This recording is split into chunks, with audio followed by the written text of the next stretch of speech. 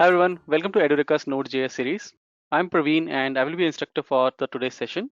So today we are going to cover Node.js installation and creating a REST API with Node.js.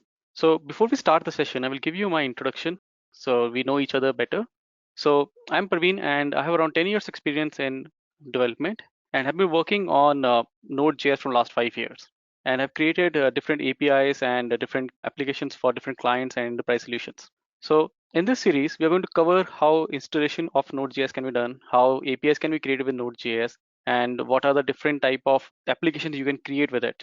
And also, we're going to see what type of solutions are available in the market, which can be easily used for creating of applications when you're making a POC or when you're making an enterprise application, right? So let's start with installing Node.js on our system. So the agenda for this session is we're going to install Node.js. We're going to cover basics of NPM and what is NPM, see what type of editors can be used with Node.js, and a demo about how Node.js is running on my system. All right, so the first point, installing Node.js on my system. So for installing Node.js, you need to go to nodejs.org.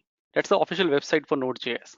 Over here, you can download the packages for Node.js which you want. So Node.js actually supports two different packages. One is the LTS release and one's the current release.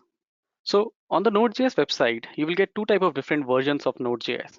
So one is the LTS release. So LTS release is for long-term support. So if you're an enterprise and you're looking to deploy app solution for longer period, so you can go with the LTS release. Generally, all the production applications are using LTS. But if you're a developer who wants to explore out new features in Node.js and try out what things are available, you can go with the current release. So the current release has all the features which are introduced by Node.js, and it has the latest version of Chrome V8. So you can pick it up and start developing it out. So the only thing is when you're migrating from the current release to the LTS release, some features might not be available in the LTS. So you have to figure out like, do you want to support them or how do you want to provide polyfills for that?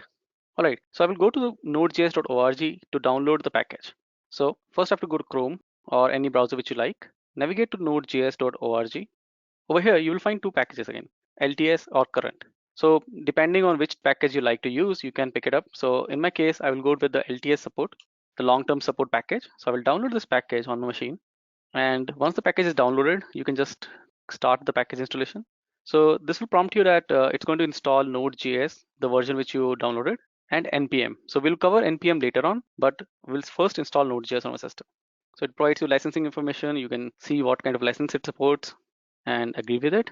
And it asks for basic information like where do you want to install it. So in my system, I have only one drive, so it's picking up the default drive and confirms that it's going to use this much memory. And then I can just, it asks for the password. So the installation steps are pretty much similar for all the platforms because Node.js is not platform dependent. It can be installed on Windows, Linux, or Mac. The steps of installation may differ a little bit, but it works perfectly fine on any of the platforms and has the same support. So, okay, so the package is installed on the system.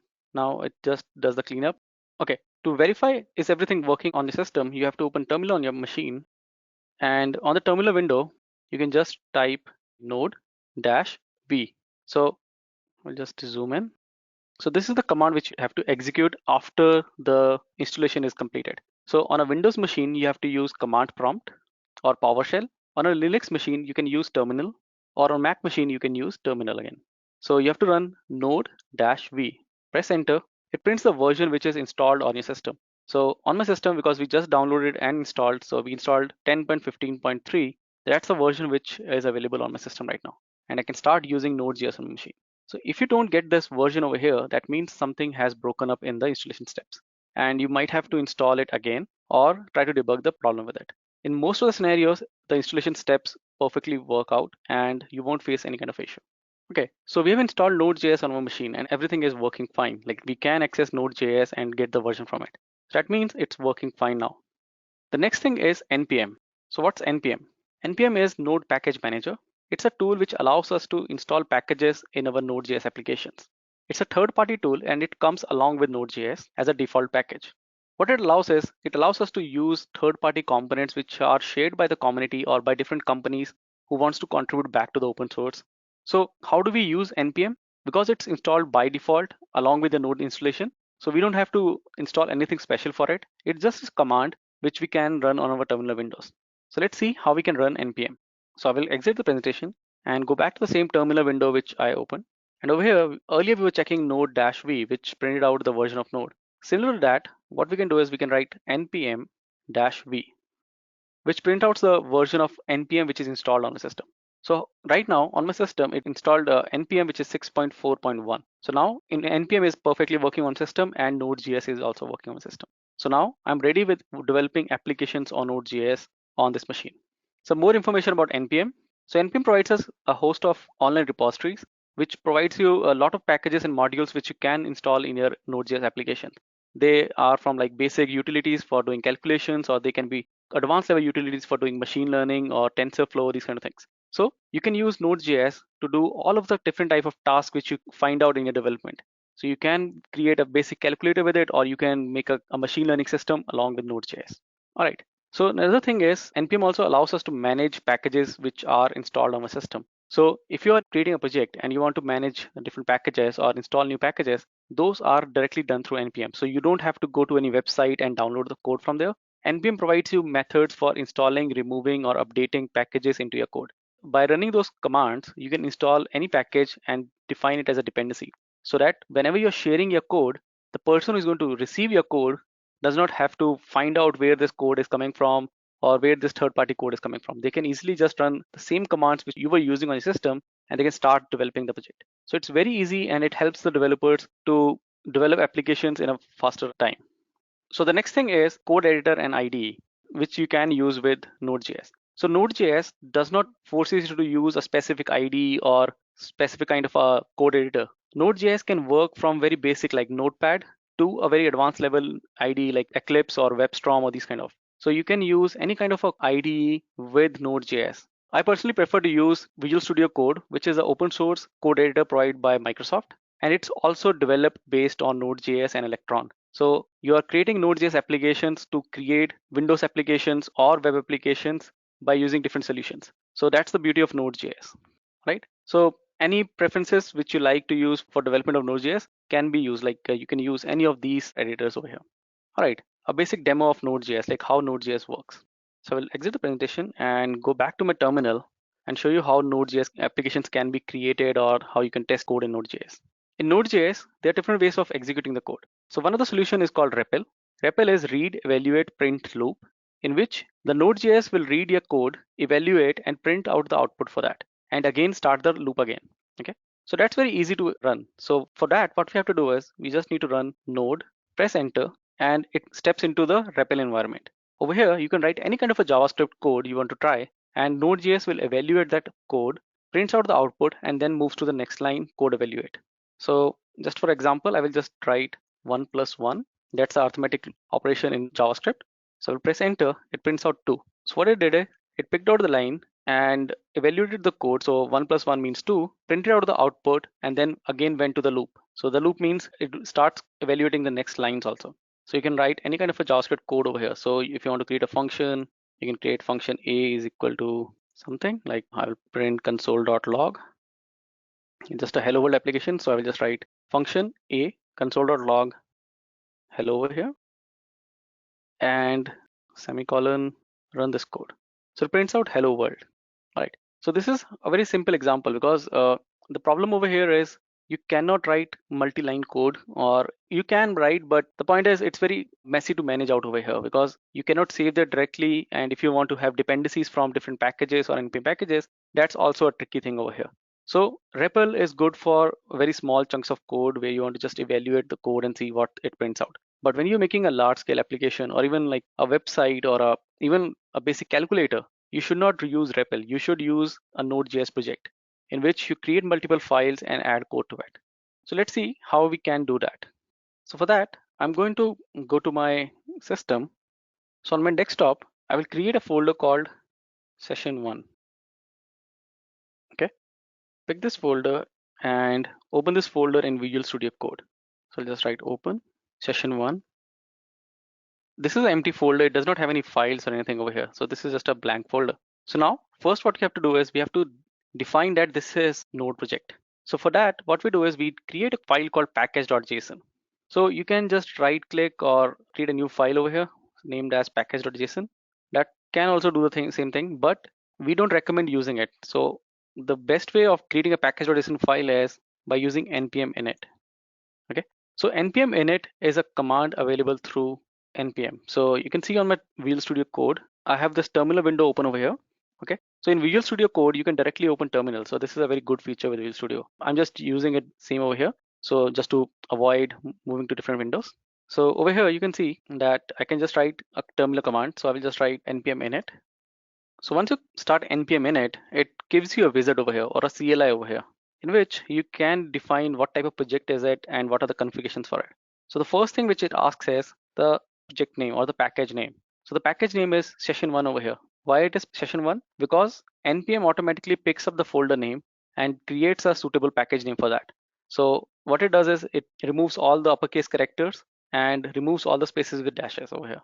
Okay, so you cannot have a space in your package name. So if you are happy with it, you can just press enter. If you want to change it, you can change it to anything. So I will just change it to nodejs session1. Press enter. It moves to the next line. In the next line, ask for the version. So what is the version of your code? So if you're fine with it, just press enter. I will just select the same version which it prints out by default. And you can add some description. So I'll just write awesome node.js project. Press enter. The entry point. So the entry point is the starting file of your code. So like every project has a starting file. So in our Node.js project, it requires a starting file. So this is our entry file. So we don't need the file to be created first. We can just define that that's the entry file and it will start continue working with it. So we can create the file later on. So by default, it says index.js. You can change it to application.js, server.js, or index.js. It's up to you, whatever the name you like. So I will write it as application.js. A test command. So this is used for writing automation test cases for your code. So when you're deploying your code, these test cases can actually help you out in testing if the code is perfectly working fine with all the requirements which are given for the project. This is used for automation testing. So right now I don't have anything set up for that. So I will just press enter and move to the next line. Next is the Git repository. So Git repository is the repository URL which you want to host this code on. So if you don't have anything, it's fine. You can move to the next line. If you have, you can put a Git repository URL so that it adds into the package.json file. So I don't have anything right now, so I'll just press enter. Next is the keywords. So keywords are similar to tags. So these are the tags which you want to assign to your project. So I will write some tags over here. So you can just break this tags by adding a space. So I'm like awesome node.js session. Okay. So these are 3 tags which I added.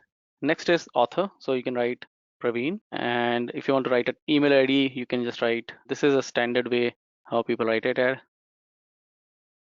And the most important one, the licensing, because this actually defines like people can use your package or not. If you're going to contribute this to the community, you can choose with MIT or ISC licenses. And if you don't want to share this with your community or like a third-party community or open source, you can just put in your own company's license or any license which protects this code base. So it's up to you. If you need a closed license, you can put the URL of that, or you can choose between any of the standard licenses which are in the market. So in this case, I'm using MIT. So just press enter. Okay, so once all the questions are being answered, it gives you a preview of what things which you configured. So in this case, I wrote the name as Node.js session1. That's correct. And you can just see if everything is good and if everything is fine. And then all good. So you can just write yes. And it automatically creates a package.json file for you. So you can see it created a file for us in this folder. So this file is valid, and now this folder is actually hosting a Node.js application. Okay. So the next step is creating the application.js file, because I have renamed the file in the code. So the main file which you have, that has to be used. So in this case, I'm using application.js file. So I have to create a new file which is called application.js. So I'll write application.js. And in this file, I can write any JavaScript code which I want to execute through Node. All right. So to make simple, I will just write function create random number, and I'll write return. And I'm using the math library in Node JavaScript. So I'll write random. Now I can just write console.log create random number and call this function. Okay, simple. So this can be a very basic code, or you can write any kind of business logic or machine learning code or database connection using NoSQL, SQL, anything in your file. So you can have multiple files if you're making a very big application like enterprise application, which has different modules. So you can create multiple files and include them into one file and then develop on it. But for a simple example, you can have one single file and execute. So in this case, our code is ready, and now I just have to run this code. Okay, so for running this code, the one simple approach is you can go to the terminal and just say, I just clear this terminal and just run this command node application.js. Okay, and it prints out the random number which is generated by the code. So you can see it prints out this random number, and how it is coming over here, because we wrote console.log create random number. Okay, so this is a very simple approach, but generally I don't recommend this approach, like running this code directly over here by writing node application.js. The better approach is in your package.json file, there will be a script section. So you can see I have a script section over here, JavaScript object. Okay, so in this section, I'll show you. What you have to do is you can create a new script. So this is just a custom command which you can execute in your code. So you can name the command as anything, but as a standard, every Node.js application has a start command. So I will just write start and the command which I want to run if I call start. So if I call the start command, internally it will run something. So I will write application.js over here, node application.js. So when I will say npm start, it will actually go to the package.json file and find out like what is actually written for this code. Okay, so I'll just give you a demo how it works. So instead of writing node application.js, I will write npm start. So when I run this code, npm, because we are starting this command with npm, that means this is something which is called on the npm part, on the npm package. So the npm will go to the package.json file and find out like if you have any script which is named as start. So if you have anything, it will check the value for it. And if you have a command assigned to it, like any kind of command over here, it will execute that command. So in this case, because I have node application.js, so it will run that. So we'll get similar kind of output over here. So I will just clear the screen and show you over here again. So npm start. So you can see what happens. So it checks the project. This is the project which is, and checks out what's the script there in the npm start. So this is the script which is in the npm start. So it executed that script and gave you this output. So this is a better way of using or executing applications in Node.js. The reason is because there are third-party solutions which directly intake your JavaScript code or the Node.js application, and they will look for the start command. If you don't have the start command, they might actually fail. Like AWS depends on this start command to start your application. Similar to Heroku also depends on it. So if you don't define a start command in your Node.js application, the code might not work. So it's very important to have a start command in your application. Okay, so these are the basic steps of creating a Node.js application. You can extend this to making a RESTful API or a machine learning system or an enterprise application for doing business logic or analysis, anything. Okay, so for this session, we are done with installation. We have covered npm. We have seen which editors which we can use and creating a simple basic application with Node.js. So if you have any questions, please let me know. Thank you for joining today. See you later. I hope you have enjoyed listening to this video. Please be kind enough to like it, and you can comment any of your doubts and queries, and we will reply them at the earliest. Do look out for more videos in our playlist and subscribe to Edureka channel to learn more. Happy learning!